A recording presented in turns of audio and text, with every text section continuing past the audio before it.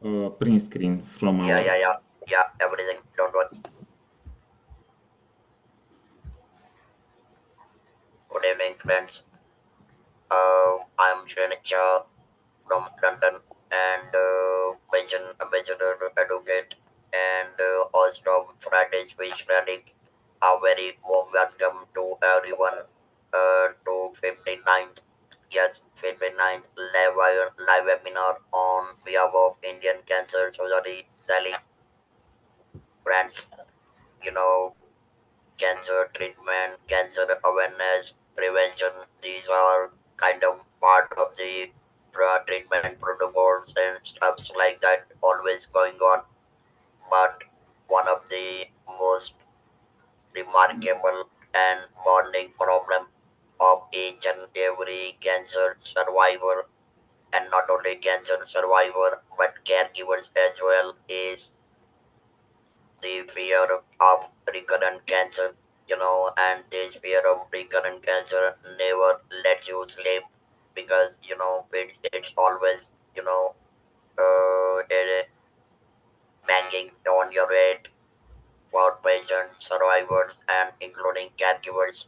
So today I have come up on behalf of Indian Cancer Society Delhi branch with you altogether a new topic which was never talked earlier, and that is how to handle the fear of the recurrent cancer. And today we are having a very eminent, commendable, spectacular, and highly experienced Dr. Adrian.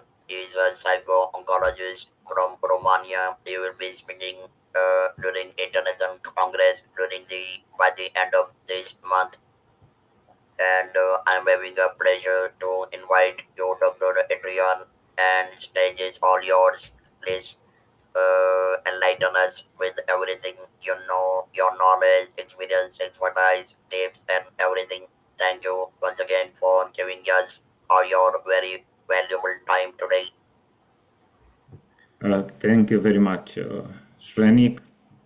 I'm honored to be here. Thank you very much for the invitation. Um, First of all, nice to see you all. Good morning, good evening, depends on the time zone. Good afternoon. My name is Adrian, and I'm from Romania, and I'm working on private sector in the way that I have a psycho-oncology clinic together with my wife, and we are trying our best in this field, and let's say in a country within Eastern Europe with a very specific cultural background. Today, the topic of my speaking of my not lecture of my, let's say, dialogue, it's better like this. It's about fear of cancer recurrence and what is happening today in cancer care, because everything is changing, and as you all know, changing, it is something constant, and it affects every one of us. I hope everyone can hear me, so if it is okay. I will be glad to answer to Q&A. That depends on Shrenik, if it will be during my presentations or afterwards. Um, so what I would like to begin with um, is to turn a little bit in 1977, when Dr. Jimmy Holland for the first time introduced or put into the, let's say, oncological field the question, what a cancer patient feel. So this is the beginning of what we know today and calling psycho-oncology. As time goes by, um, this field evolve, emerge very much, and what I want to mention here as an important point, also for us as healthcare providers, but also or especially for patients, caregivers, because there is a thing that being a patient is not a person who has a disease. It is someone that is involved more or less in a system, but more or less emotional, what I'm interested in. And the important definition is how this concept of psychoncology evolved. There are, let's say, states like Australia, Canada, US, that this psychoncology evolved as part of the oncology, and in Europe, mostly evolved as a part of psychology. So this is a very important key aspect for patients, because sometimes we as healthcare providers, because now we have the internet, we can do virtual counseling, and sometimes we don't understand what a cancer patient needs. Cancer care from emotional point of view and from cognitive point of view evolve extremely and tremendous in the, let's say, last decades. And the experience of COVID brought something that even if we felt it before, we didn't ask ourselves, and this was uncertainty. The COVID period, at least 2 years of official COVID period, brought this idea of uncertainty. So that means that cancer care, talking from emotional point of view, from psychological point of view, to be more clear, not reset itself, but adapt. It became more and more creative, and which is a good thing, because it appeared a lot of new instruments, a lot of new therapies. We are talking now in cancer care about holistic approaches, yoga approaches, also psychedelics approaches. So we are trying to go to that person-centered care. And now the debate in our field is whole person care or person-centered care.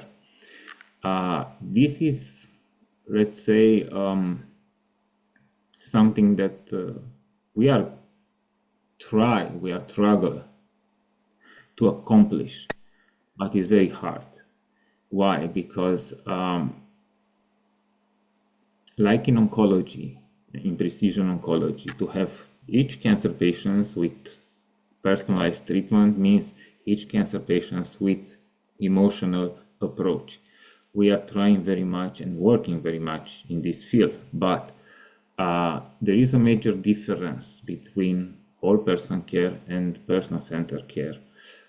Person-centered care, it refers to the person itself. Whole person care means the person, the patients put in the community, put in the society. We all know that cancer, it is a community disease. Cancer is something that affects all of us. The fact that a friend of us has cancer doesn't mean that I should be indifferent. It means that I have to ask myself, what first can I do? Or as we mentioned before, Shrenik, how can I prevent? How can I make awareness within schools, with children, etc. So whole person care, because I mentioned this because everyone is talking now about whole person care. It's a new topic that everyone is talking about. It is very important. Person-centered care we are doing in our clinician profession, because I am clinician. We are doing daily, but whole person care is something that we have to put into the context. The context in psycho-oncology, in cancer care, especially today with this, let's say, abundance of information. It is something very, very important. With social media, with a lot of information. And whole person care, it is something that, being at the beginning, we have to treat it very serious. We have to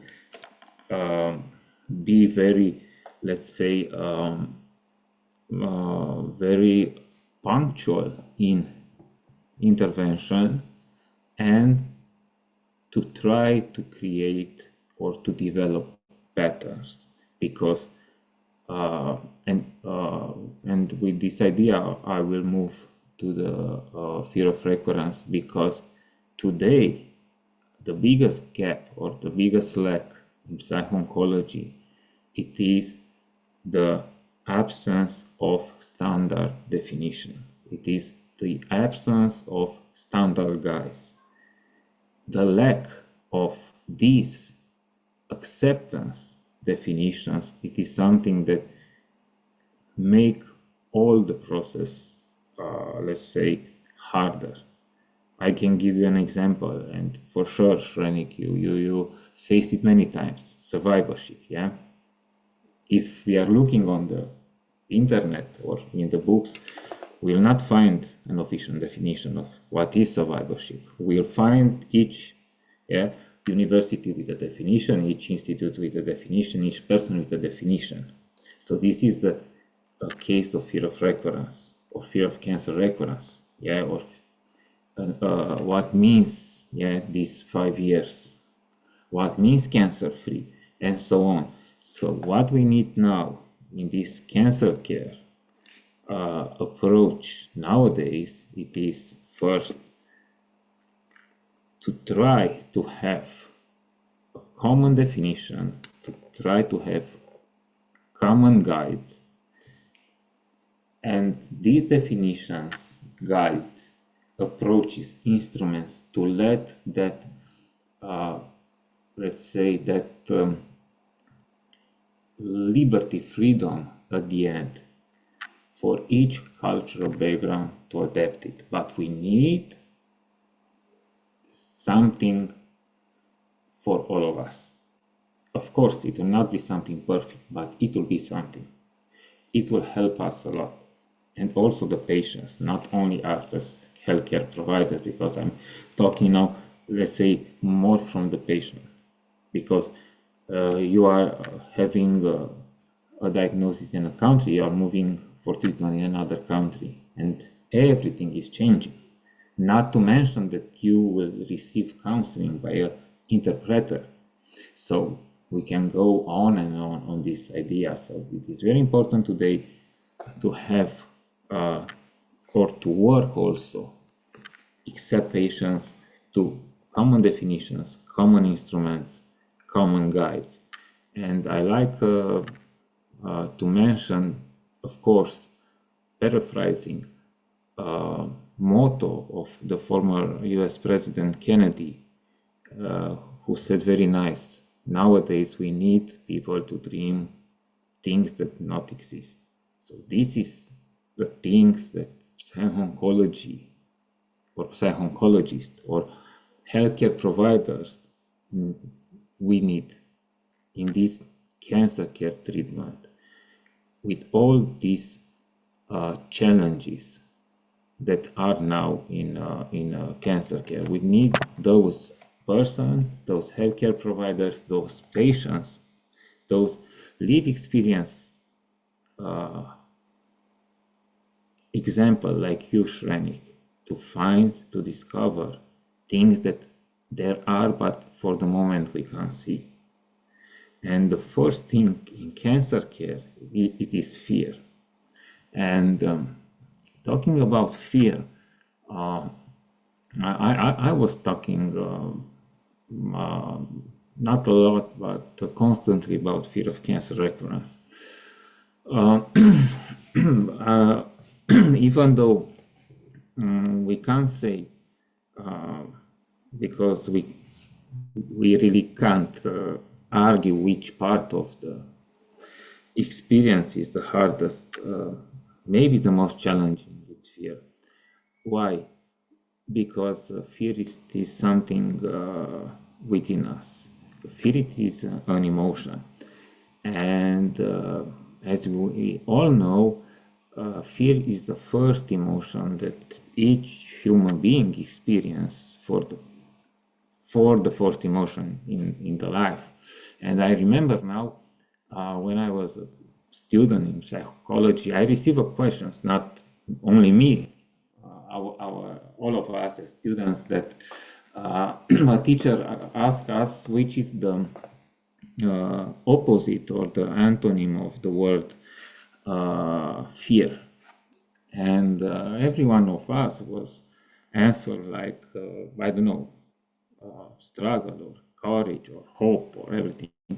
And she said love. And it was something that for the moment unmatched, in my mind, because I was thinking, fear, why love, So then, in my experience, I noticed that if you treat fear with love, which means kindness, which means openness, it is you make the difference that counts for patient. And moreover, for me personally, as a specialist, the opposite of fear is dream, because we are always dreaming.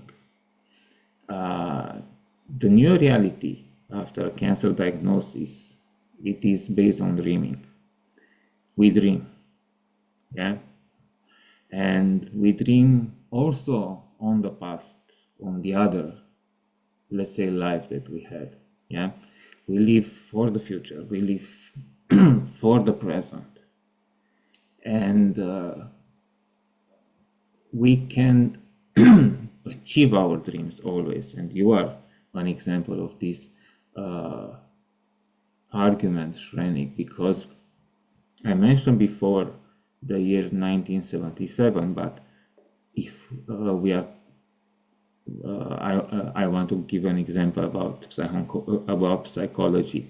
We are talking in our field about three main ideas, and as people or human being evolve, and you see why I'm saying that the opposite for me, it's dream. Everything began with the idea that for every human being, the will is power, the will to power. Yeah, at the beginning, every human being wanted power. Yeah, they said, okay, I just want power because with power I can do this and this. Then comes Freud, and he said that for every human being, the will is to is happiness, satisfaction. As time as I'm happy, I can, let's say, accomplish some things. But comes Viktor Frankl with logotherapy, who said very nicely, the will is to meaning. So we have to find our meaning in life. But this meaning in life, we can achieve it by dreaming, especially in the hardest moment of our lives, especially when life seems so cruel, especially when we feel ourselves without any hopeless. So the will to meaning is based on dream, not dream of become something somebody else, not a dream that I'll become rich and famous. No, a dream that I can be free. And that's the reason that for me, the opposite of fear, it's dream. And now comes the questions, where is hope in all this story? Because hope is connected with fear. And this is an exercise that I'm doing always with my patient, oncological patients, non-oncological patients. And I asked them, what is hope for you? And I want to share with you all that the answer that I received are very interesting. So hope is not the same for everyone. For some of the patients, it is an instrument. For others, it is a dream. For others, it is something real. For others, it's something meaningful. So hope, it is within us, but it is a perception. It is, as Professor Breitbart, which I admire very much, put it very nicely. Yes, hope is the courage to face an uncertainty life, which is very beautiful because fear comes with uncertainty, and it is like, let's say, pyramid. Yeah, we have in the top we have uncertainty, then in the middle we have worry, and at the base it's fear, because what we face for the first time, it is uncertainty. Uncertainty creates worry, but worry that we have, worry that is created, doesn't mean that tomorrow things will be different. That means that the present, it is different because we are worrying, and then we arrive to fear.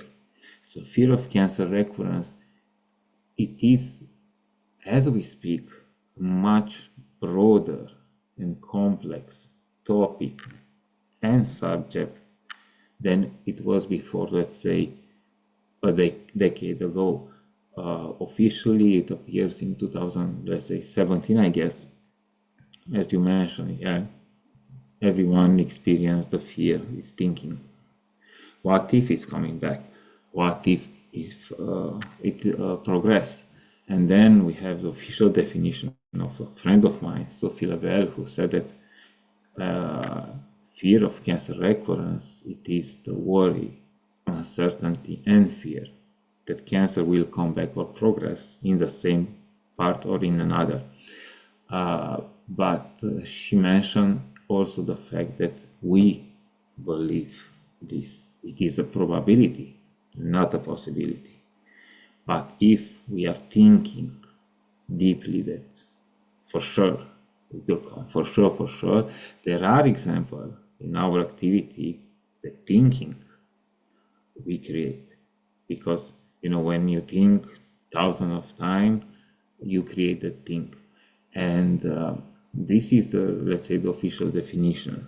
But as I mentioned earlier, now the concept is broader.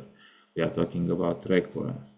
We are talking about recurrence during treatment.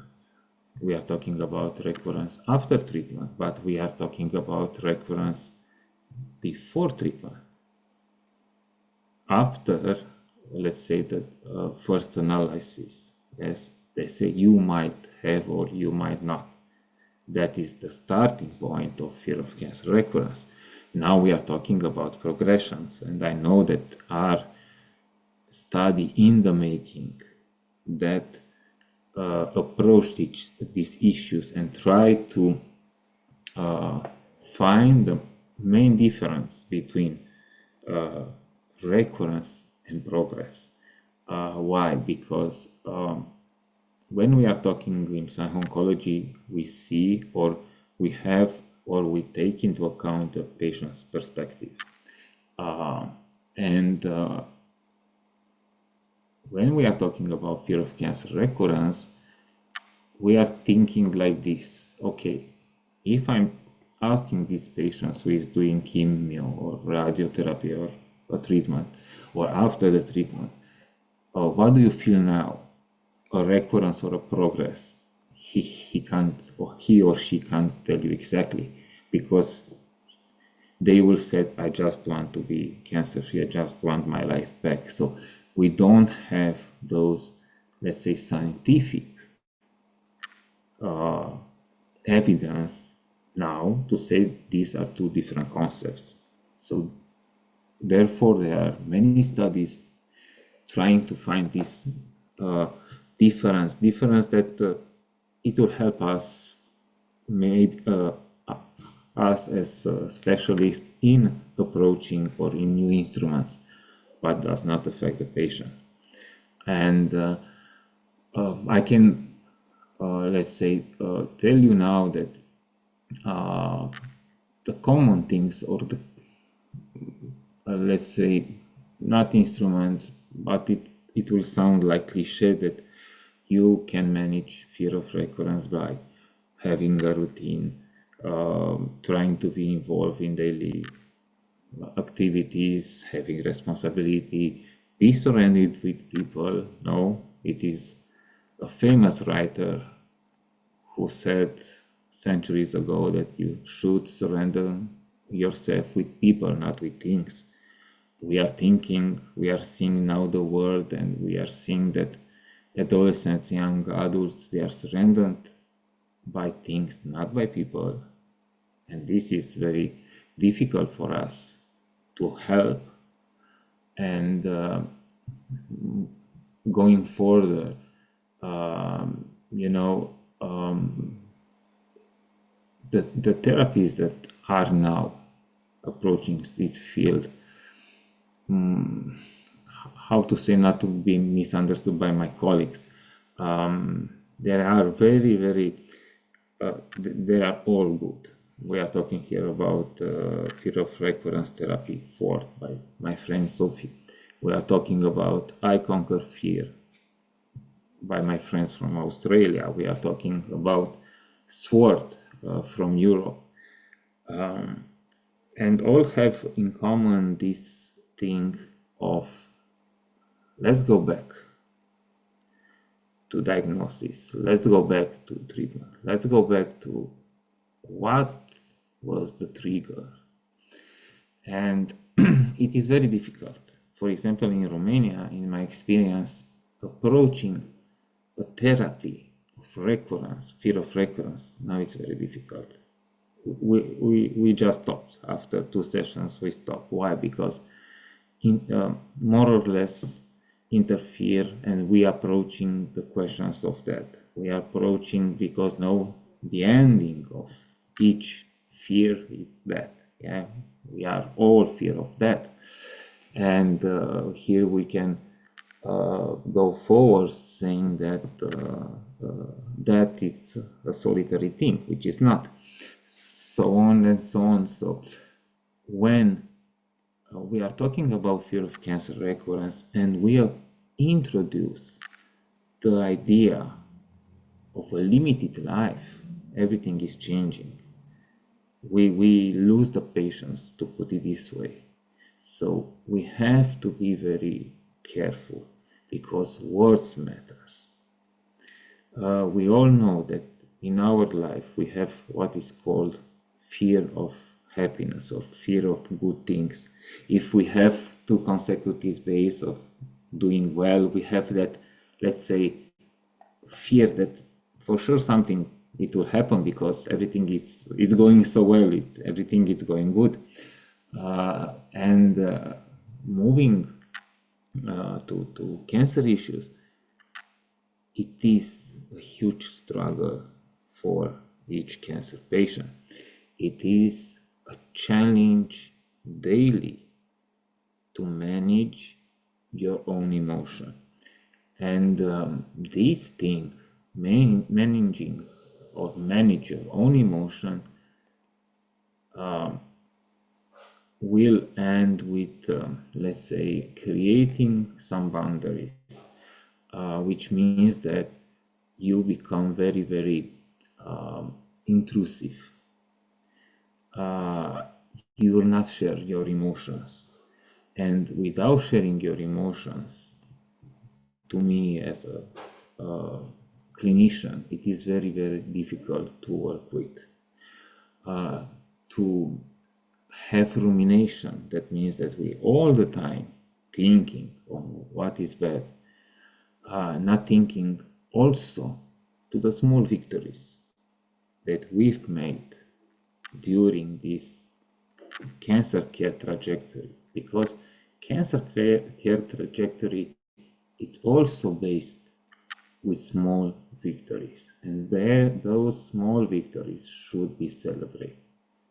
That are the pillars, the fundamentals, yeah, that keep us moving forward. But our mind has its own process, that it's thinking first of the bad things, not on the good things. And we always forget about the good things, about the victories, about the battles. I avoid battles, but the challenges that we have passed. And this is fear of recurrence now. It is, let's say, a partnership between professionals and patients, trying to reduce the intensity, because you can't eliminate an emotion. Yes, when you can't never say how upset are you in terms of quantity of numbers, or how happy I am, because because they are emotions, they are not feelings. With feelings, the difference between emotions and feelings is that feelings are more manageable than emotion. Feelings is something that we think before we act, even though the time we can't see it. But emotion, it is, let's say, something that it is, I forgot now the word, it's, let's say, impulsive. Yeah, emotion, happiness, anger, I don't know, upset is something that just came. So nowadays, fear of cancer recurrence, as I mentioned before, it is a partnership between us as clinicians, as psychoncologists, nurses, etc., and patients, trying to reduce the intensity of a fear that maybe have triggers before the diagnosis, maybe not. Maybe it is based on something real, maybe not. But we have to reduce this intensity. And as you know, Shrenik, it is very challenging. And being catch, in this trap of just thinking on the worst, it is something that on the medium and long term, it is very danger for each cancer patient, because we are talking about fear of cancer recurrence, but here I have to make these distinctions. One, it's fear of cancer recurrence daily, like each day I'm thinking, yeah, and other, it's that I manage, harder or not, this feeling, this emotion, but it will activate each time I'm going to doctor, each time I'm entering a hospital, even though I will go to see somebody I knew. So these are two different issues that have two different approaches, and we work a lot on the second one, because with the patients that understand that or have a routine, they came back to the work, so being occupied all the time doesn't left much time to thinking on the worst, because at the end of the day it is very important our energy on which or on what it's consumed, and fear, it is something that consumes our energy in a way that maybe at 10 a.m. I can't do anything else, because it was such an emotion, such an intense emotion.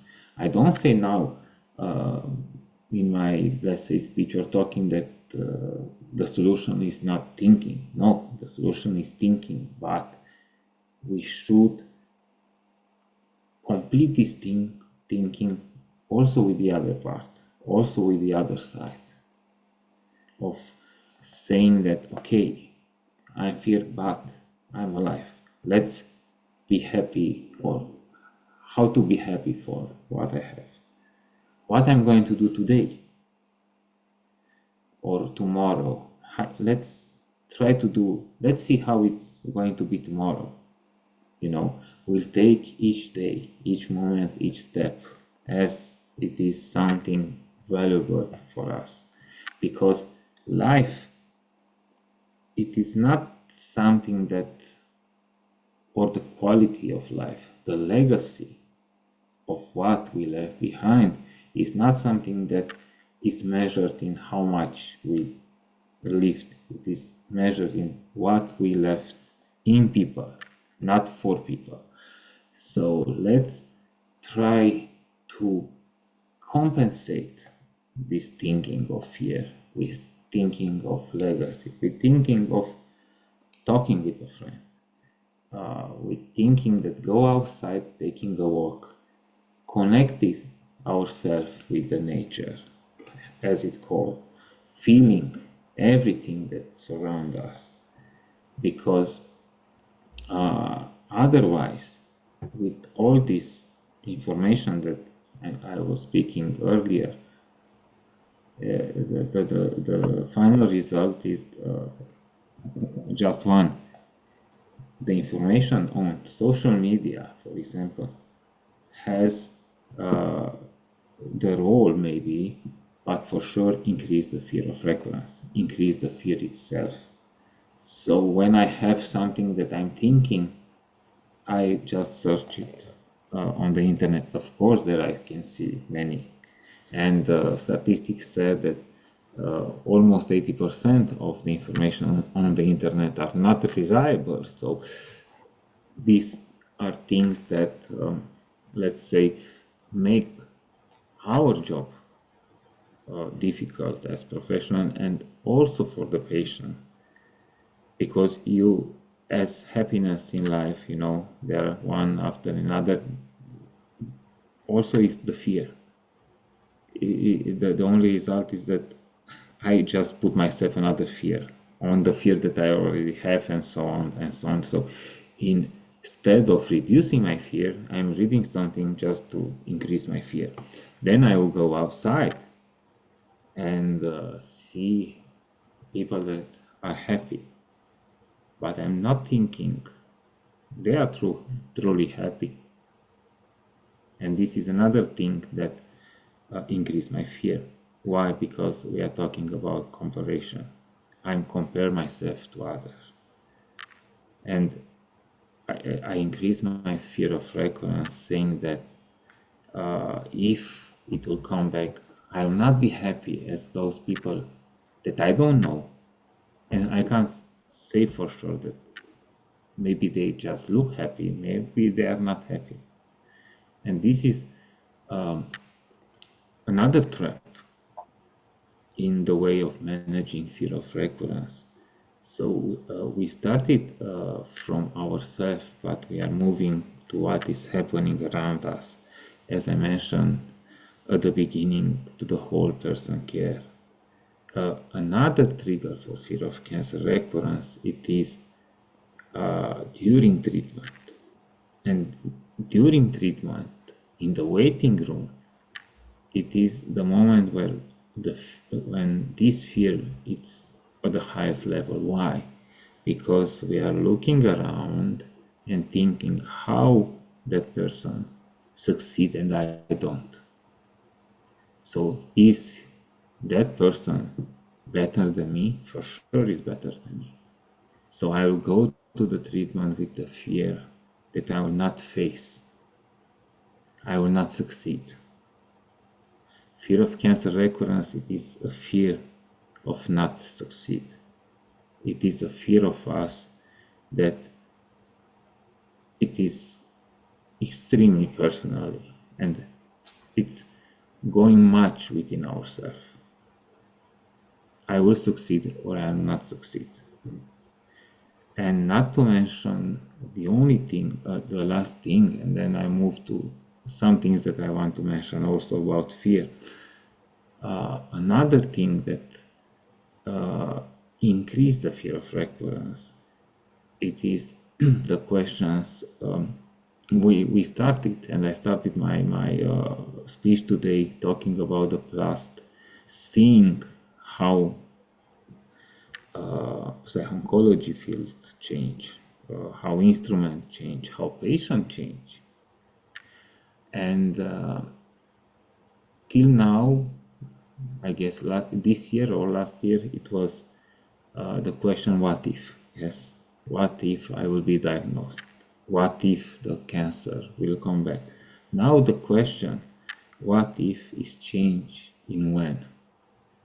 Because statistics shows that till 2030, more or less, 1 out of 2 persons will experience the oncological disease, not having cancer, but being a caregiver.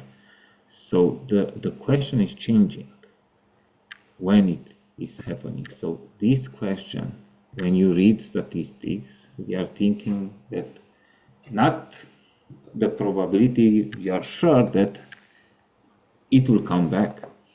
And I mentioned caregivers. Everyone talks about, fear of cancer recurrence to caregivers, to patients. But what about caregivers? They experience the same fear of recurrence of patient.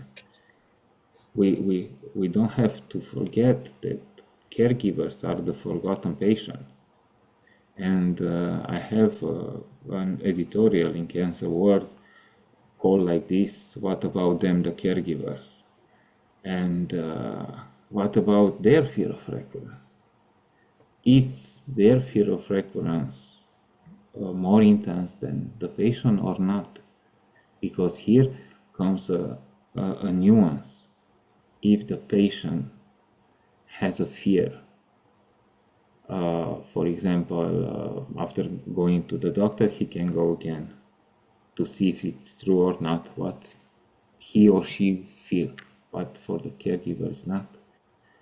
The caregivers don't have the medical condition, they have only the emotional and mental condition. What happened with their fear of recurrence? How we can manage that fear of recurrence? When we know that there are families that maybe husband have cancer, maybe one of the children. What happened with that family? What happened with couples? Fear of cancer recurrence for caregivers, it is something that you can't you just run away. And I can say, and I assume what I say, for caregivers, especially talking about AYA or young adults on couples or on the addict condition, it's running away.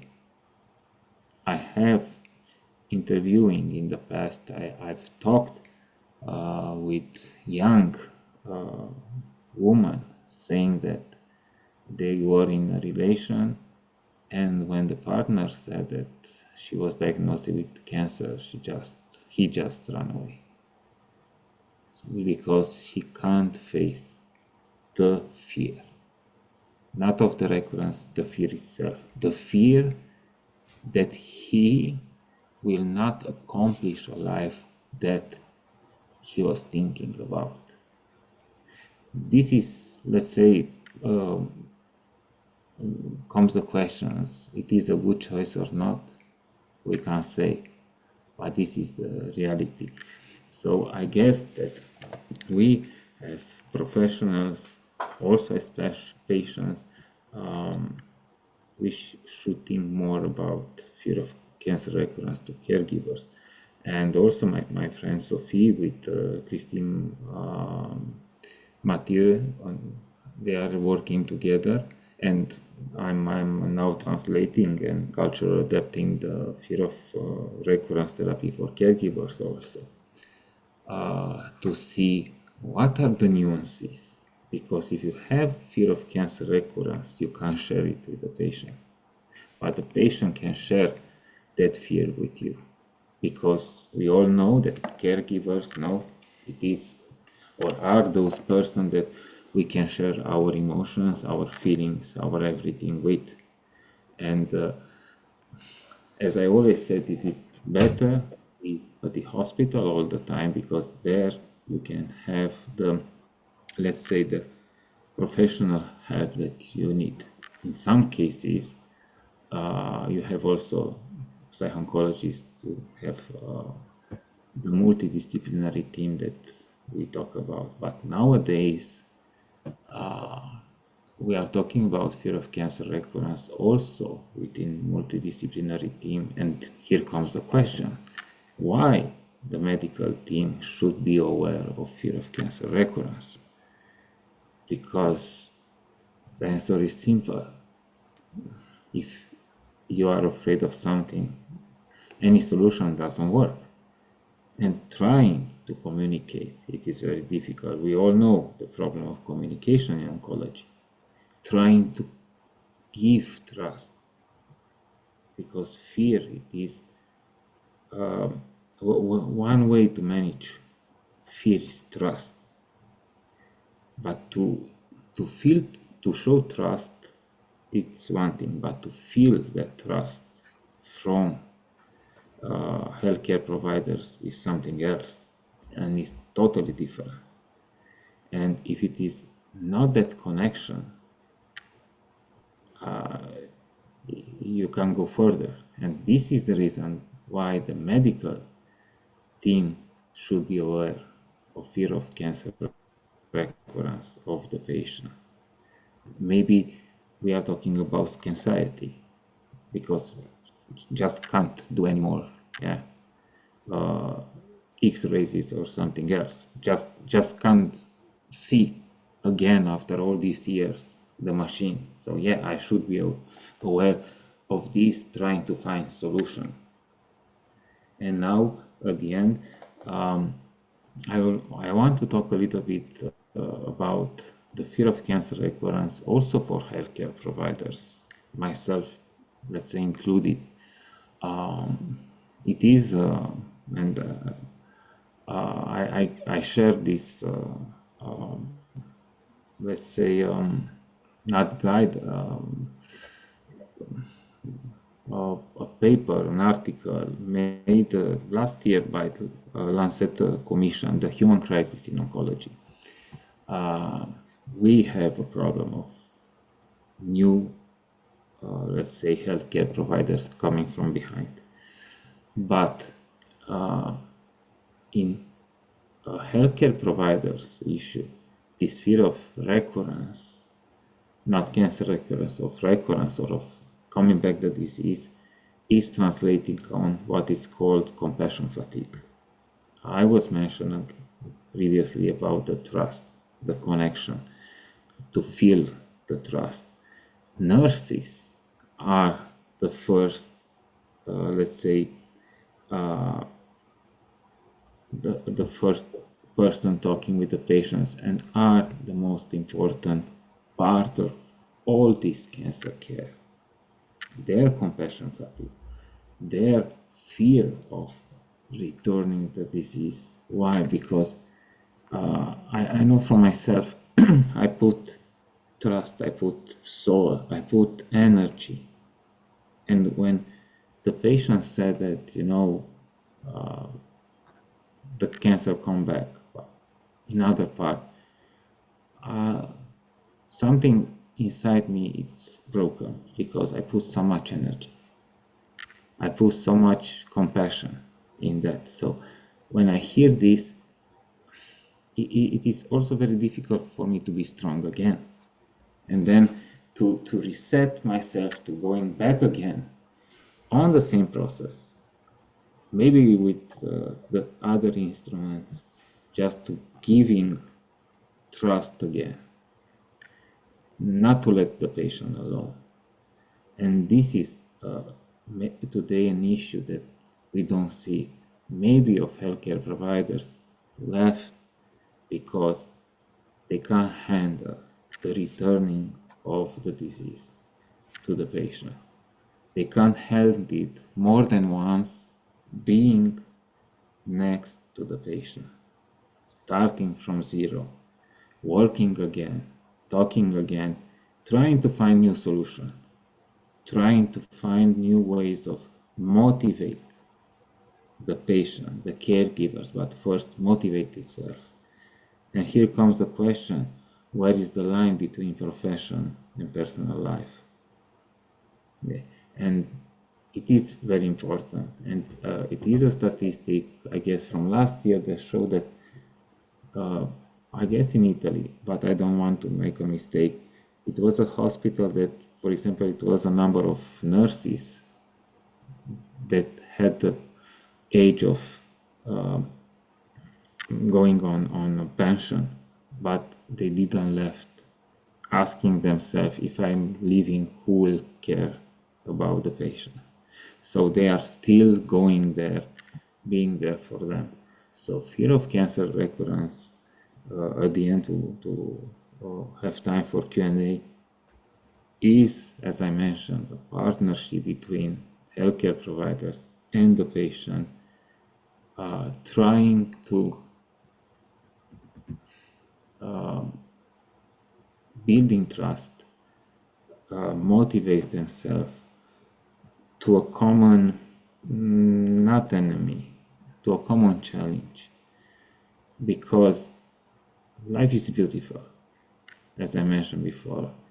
Life is meaningful, but the legacy that we left, it is important. Together with patients, we are writing a narrative. That's the reality. But it is very important if that narrative, or in that narrative, we as a team are the reader or the principal actors in our narrative. Thank you very much for listening to me. We still have 5 minutes for Yeah, Q&A. yeah. Dr. Adrian, thank you very much. Let me give a beautiful example of fear which we have talked about with this coin. On one side is dream, on other side is love, and top the edge is HOPE, and the entire bundle is known as a small victories. And that's how we can live in the moment without fear. One more reason why we wanted you to speak about handling the fear of recurrent cancer, because we do not want caregivers to run away. We do not want caregivers to run away simply because of fear. Since we don't have much time left, I would like others to ask question. Jyotsna madam, if you would like to ask question, please unmute and ask. You show just a second, Shrenik, the coin. There is what is called coin therapy. Yeah, the two faces. It depends, and we are working on which face do you want to see. One is good, one it's not so good. So yeah, it is something that I like to work with. Exactly. Yeah. Sorry. No, absolutely not a problem. It's all about living in the moment. Jyotsna madam, over to you. Dr. Adrian, thank you. You've given us a lot to think about. But there's one aspect that I felt was missing, and I hope you don't mind my pointing No, it out. not at all. We depend on support groups. Someone who has been through the experience of cancer can connect with a patient of cancer of today far more intuitively and closely than you or I, frankly. Yeah. So I think that maybe you should be thinking about support groups. I don't know whether you have them. We have our emotional support group called Cancer Sahyog. Sahyog is someone who has walked the same path as you. So we have our cancer survivors going into hospitals to listen, and that's very important to listen and then talk to the patients. And we find that it really helps. The other point is that when you leave a hospital, it's like falling into an abyss because while you're in the hospital, you have the nurses, you have the doctors, you have, oh, a plethora of people around you. But when you leave, suddenly you're all on your own. So that is where the support group comes in very strongly. Our support groups meet very regularly, and the questions that come up sometimes leave the doctors also quite amazed because those are not questions that you hear in a clinic. But they come up because there are other people in the same situation as yourself. Would you agree? What? Sorry. I said, would you agree that Yeah, there of course. is no? Yeah, and I want to mention one thing. I didn't mention about support group, and let's say my bad because it is my cultural background from Romania. For example, in Romania, doesn't work the group intervention. So we have a lot of group support.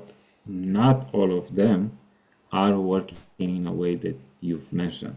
So instead of having questions, address questions to a specialist, they argue themselves, and saying that you didn't this as you should. So instead of having something constructive, it is exactly the opposite, and that's the reason that now today I didn't bring into attention due to my cultural background, and I assume this what you have mentioned, but I totally agree with you.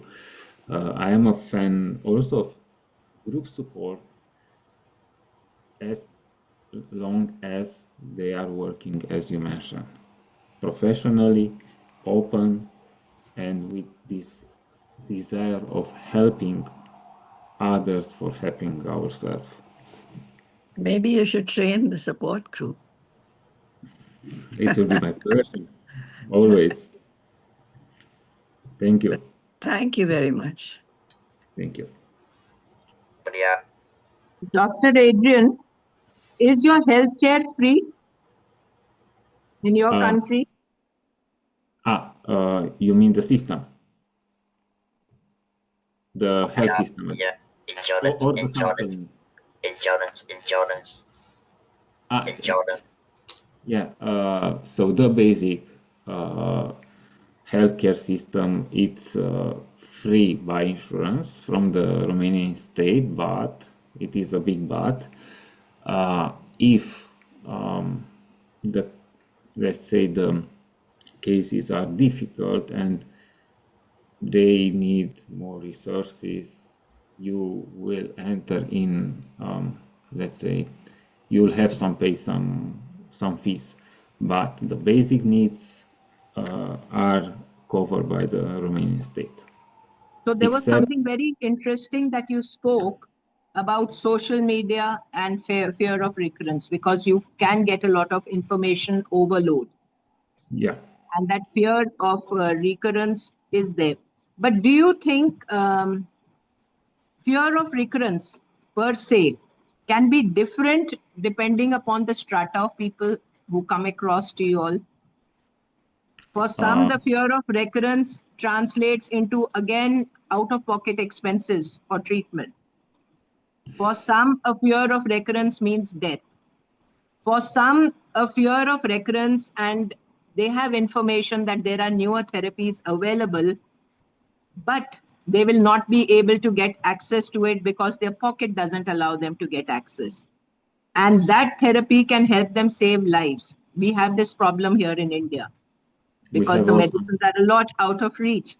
How do you all handle that then? because then there is a lot of emotional turmoil. When you know that a product is available, it can save your life in case your cancer reoccurs, but you can't get access to it. Yeah, and here are, let's say, two things. First, about social media.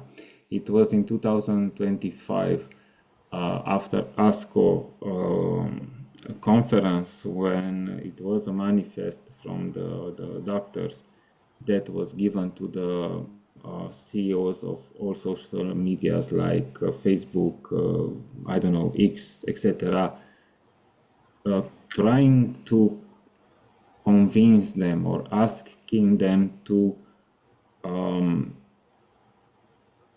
let's say, to filter very, very much the information that everyone is putting uh, on their platforms regarding cancer. That is the first thing. About the second one, it is about what is called financial toxicity. We have the same problem in Romania. I have conducted a project of WHO for Romania across the globe on live experience, and the most problematic one was financial toxicities, which means, as you mentioned, that Romanian patient at least once a month skip a medical doctor visit because they don't have money. At least once a month they don't take medicine because or drugs because they don't afford.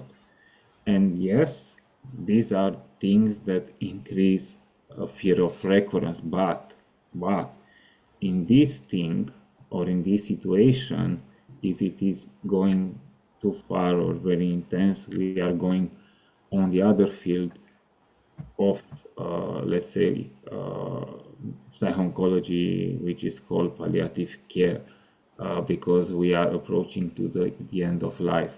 So it is, let's say, other topic, to put it like this. They are connected, but it's other topic. I hope I was clear. It is a topic, to put it like this, for other session, to be Yeah, more. that is true.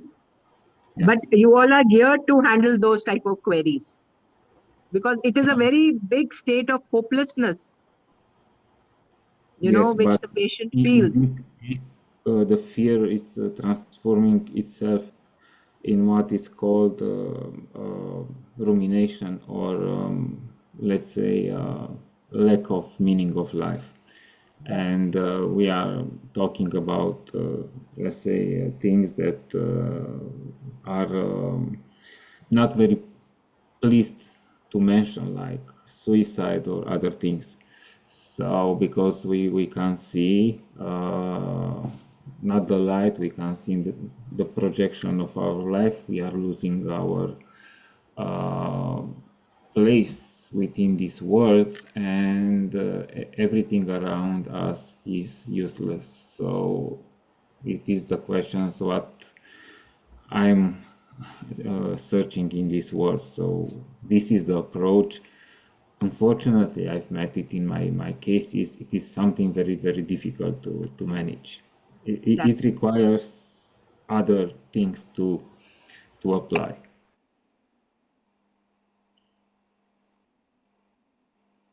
That is true. Anyone else would like to ask question, because we are already 5 minutes beyond the time limit, and I do not want someone to miss out. So please, anyone wants to ask question, please unmute, and you can ask question to Dr. Adrian.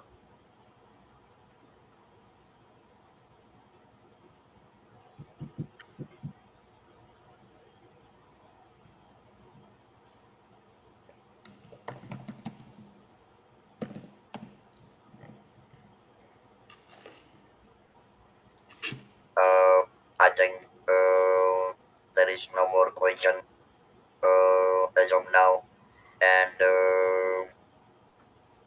I would like to add one more point here. one of the best solution, to address that fear of recurrent cancer is there are two options, whether two important key factors. One is living in the moment, and number two, start building your legacy when you have a purpose, when you have patience, perseverance, and performance. This can be easily sidetracked, and that's how you can live in the moment without fear of recurrent cancer. Because we are. I mean, every day we are using mobile phone.